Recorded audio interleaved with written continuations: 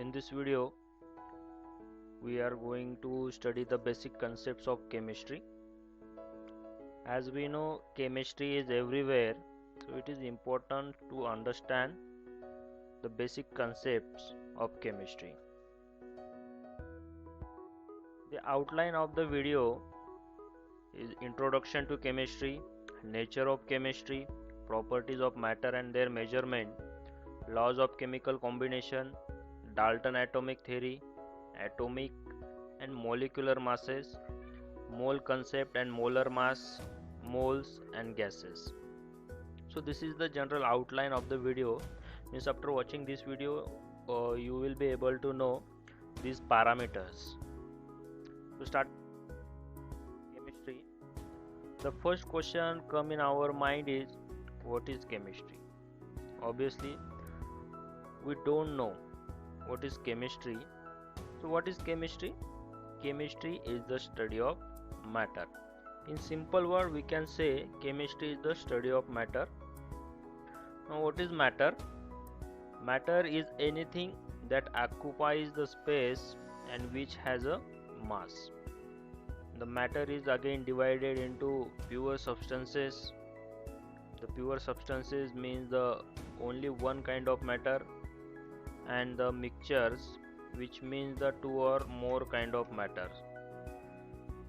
The pure substances are again classified as elements, which means the simplest substances or atom. Elements are chemically a simple substance or a simple atom. And compounds. Compound means form when two or more atoms join together. When two or more atoms join together, they form the compounds. Elements are again classified as metals. Metal means which are capable of conducting electricity. Non-metals, non-metal means which doesn't have the characteristics of metal, means non-metal do not have the capacity to conduct the electricity. And the third category is metalloids. Metalloids means which has a property in between metals and non-metal. So this is the classification of elements. Now the classification of mixture. The mixture is classified as a homogeneous mixture, which means the substances in a same phase. And the second class is heterogeneous, which means the substances in different phases. So this is the general classification. Now we will understand this with the help of example. So these are the examples. Now you can see the example of pure substance is pure metal, distilled water. Example of mixture is paint, concrete. As the paint is made up of number of chemicals, concrete is also made up of cement, etc. And the elements are again classified as the metals. You can see the example of metal is gold and silver. Non-metal example is iodine and nitrogen. Metalloid example is arsenic and silicon. The example of compounds is water and methane.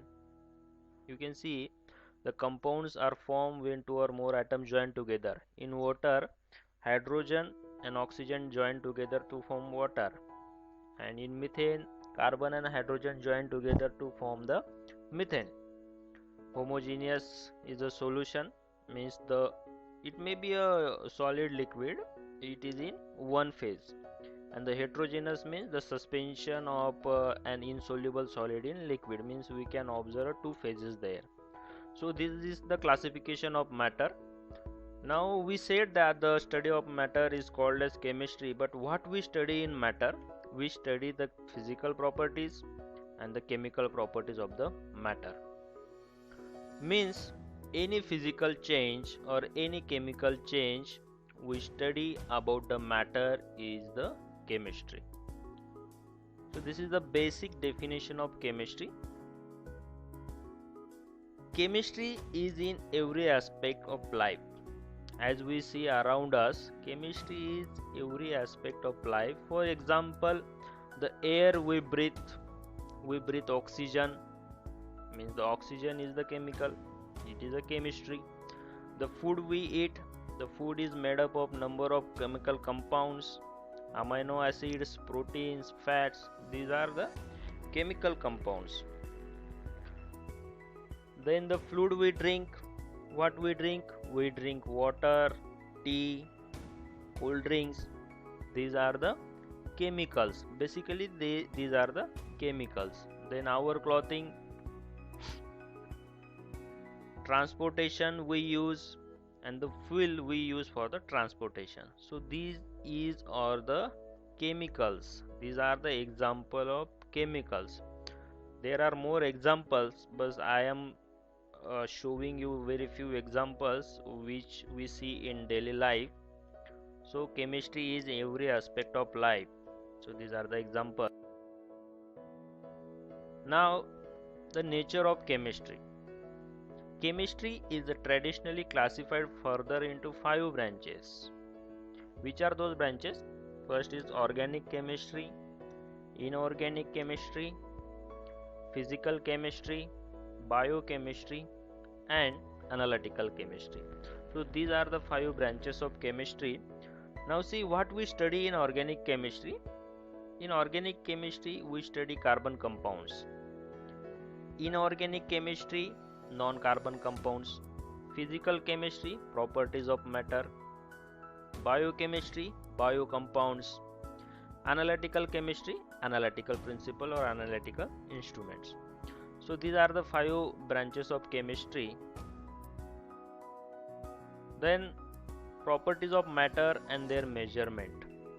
As we know, there are 3 states of matter: the solid, liquid, and gas. These are the 3 states of matter.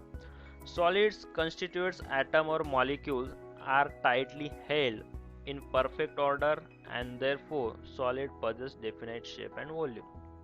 As we see, solid is rigid because the molecules or atom present in that solid or particle present in that solid are tightly held together, and because of that solid possesses a definite shape.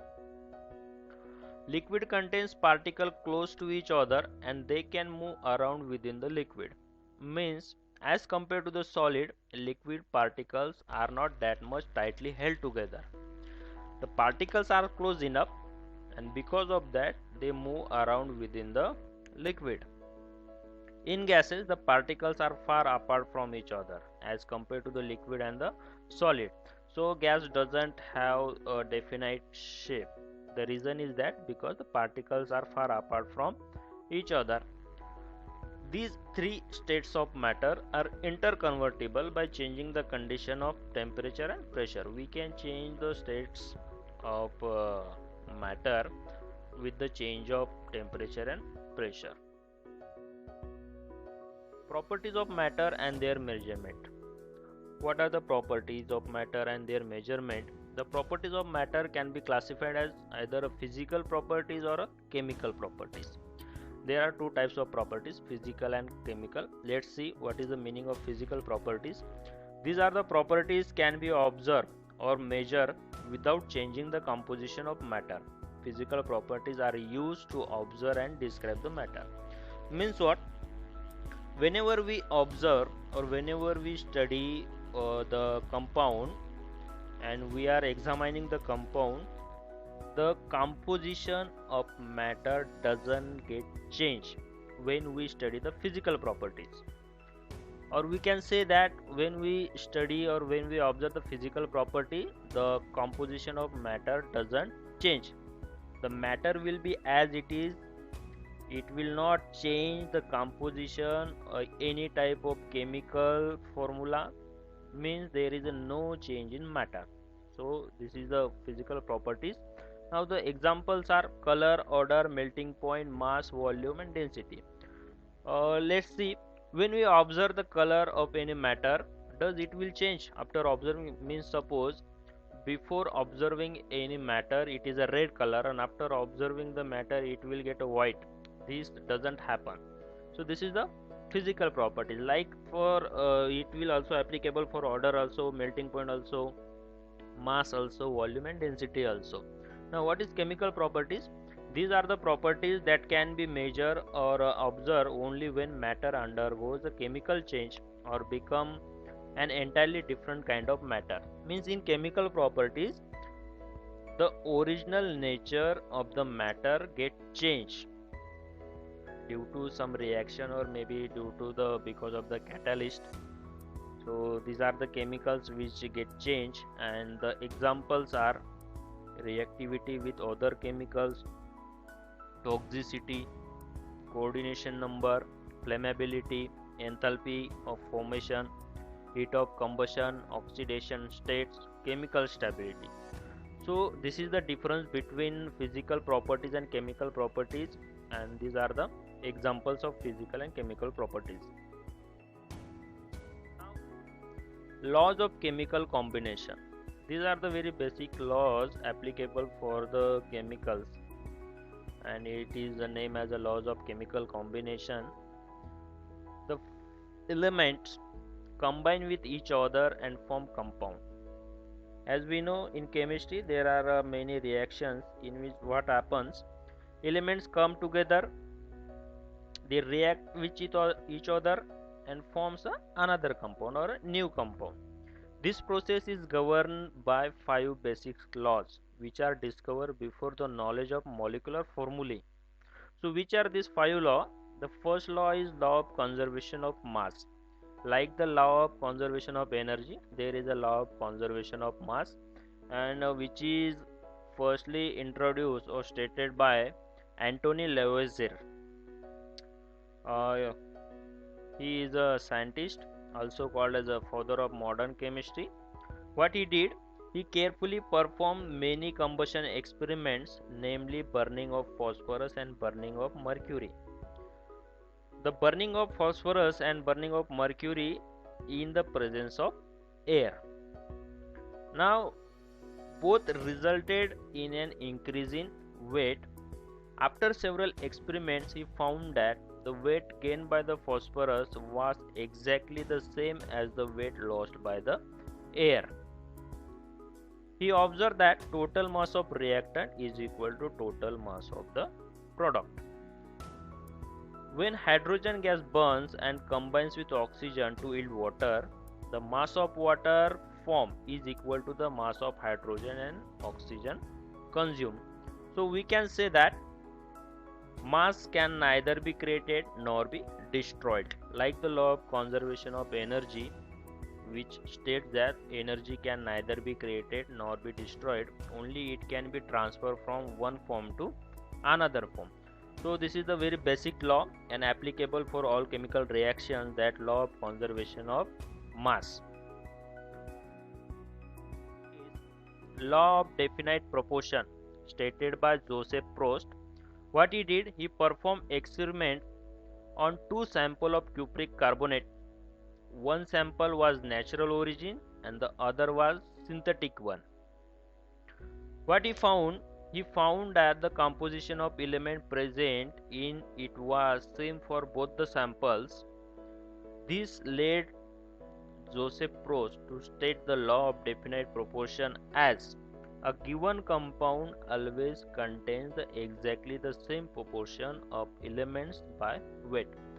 Means no matter what is the origin of the compound, whether it is a natural or a synthetic, it will always contain the same proportion of element by weight. So this is the law of definite of proportion.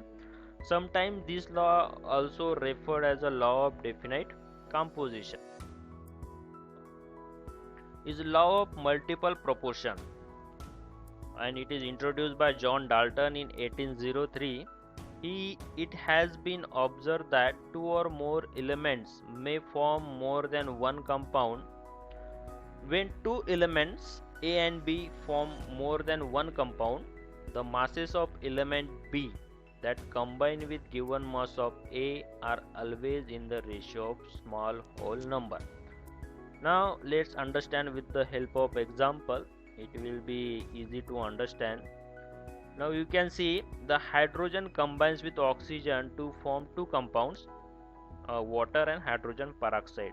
In first case, hydrogen combines with oxygen and give us a water, and in second case hydrogen combined with oxygen give us a hydrogen peroxide. In first case you can see the oxygen is a 60 gram, hydrogen is 2 gram and giving a water of 18 gram. In second case hydrogen is a 2 gram, oxygen is 32 gram and hydrogen peroxide is 34 gram. Here it is found that the two masses of oxygen, that is 16 gram and 32 gram, which combine with a fixed mass of hydrogen, that is 2 gram, are in the ratio of small whole number, that is 16 as to 32, or we can say as 1 as to 2. So this is the law of multiple proportion. Then the next law is Gay-Lussac's law of gaseous volume, and it is stated by the scientist Gay-Lussac in 1808. What he said, when gases combine or are produced in a chemical reaction, the combining volume of gases are in a simple integral ratio to one another at same temperature and pressure. So this is the statement for Gay-Lussac's law. What he said, when gases combine or are producing chemical reaction, the combining volume of gases are in simple integral ratio to one another, but condition is what? At same temperature and pressure. Let's understand with the help of example.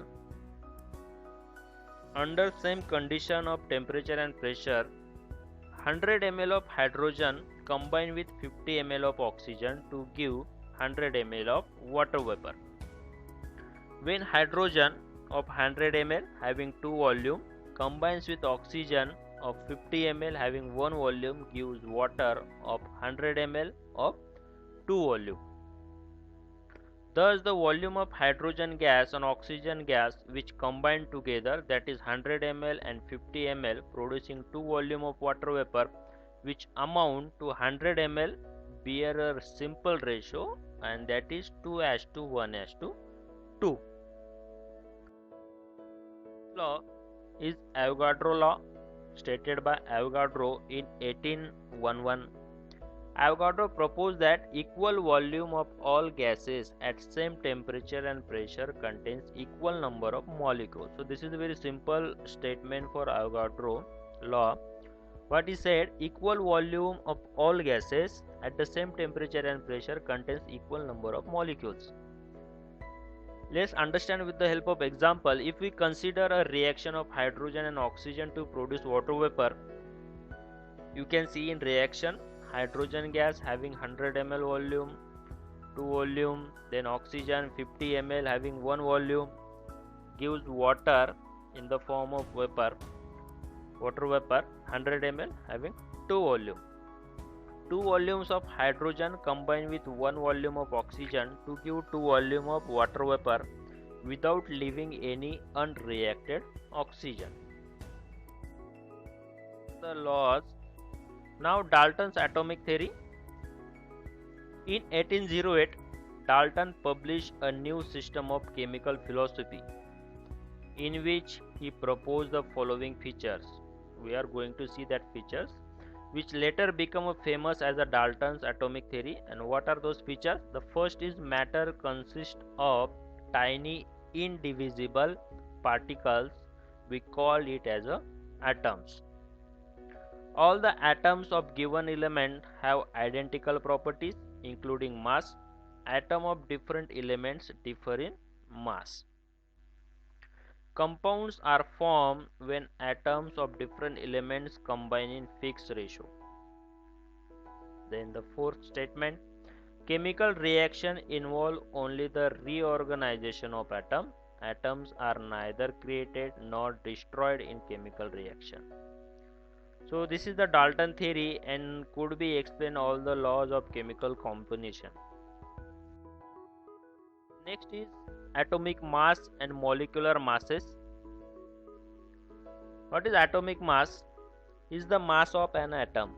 It is a simple definition of atomic mass. Atomic mass is the mass of an atom.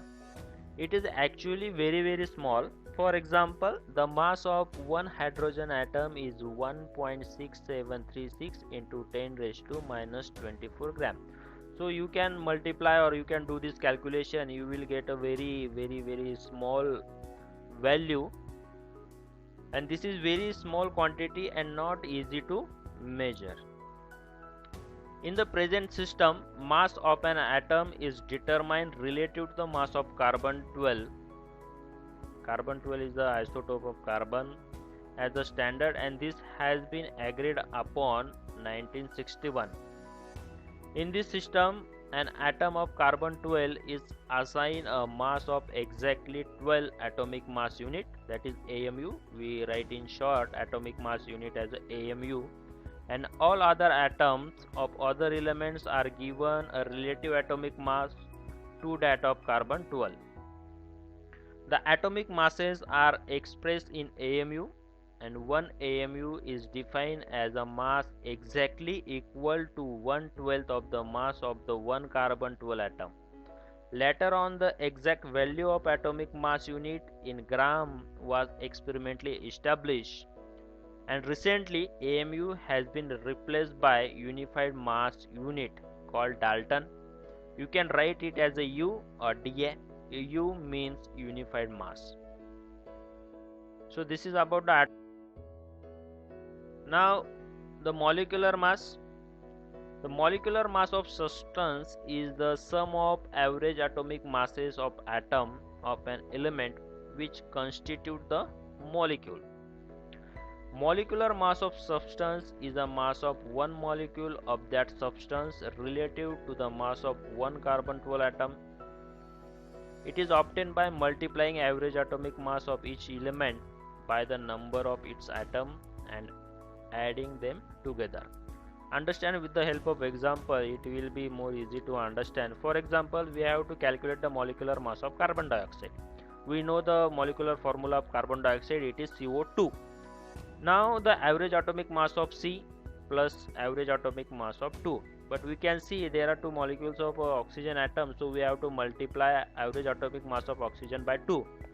So if you do this calculation, that is 12 into 1, it is 12, and 16 into 12, it is 32, and the addition of 12 and 32 will give us a 44 U.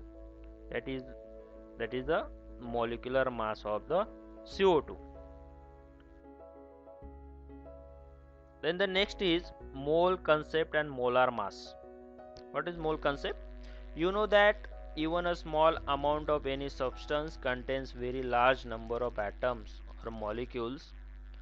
We use a quantitative adjective mole, M-O-L-E, mole, to express the large number of submicroscopic entities like atom, ion, electron, etc. present in the substance. 1 mole is the amount of substance that contains as many entities of particles as there are atoms in exactly 12 gram of the carbon 12 isotope. Note that name of unit is mole and the symbol of the unit is MOL. Molar mass. The molar mass means the mass of 1 mole of substance, it may be element or compound, in gram is called its molar mass. The molar mass of any element in gram is numerically equal to atomic mass of the element in U. Then the moles and gases. Many substances exist as a gases. If we want to find the number of moles of gas, we can do this more conveniently by measuring the volume rather than mass of the gas. So it is more easy to measure the volume of gas rather to measure the mass of the gas. Chemists have deduced from Avogadro law that 1 mole of any gas occupies a volume of 22.4 decimeter cube at standard temperature and pressure, that is 1 atmospheric, and the temperature is 0 degrees Celsius. The volume of 22.4 dm cube at standard temperature and pressure is known as the molar volume of a gas. So these are the fixed values, that is 22.4 decimeter cube, and the temperature is 0 degree Celsius and pressure is 1 atmospheric pressure, and this is the molar volume of a gas. This is all about the basic concepts of chemistry.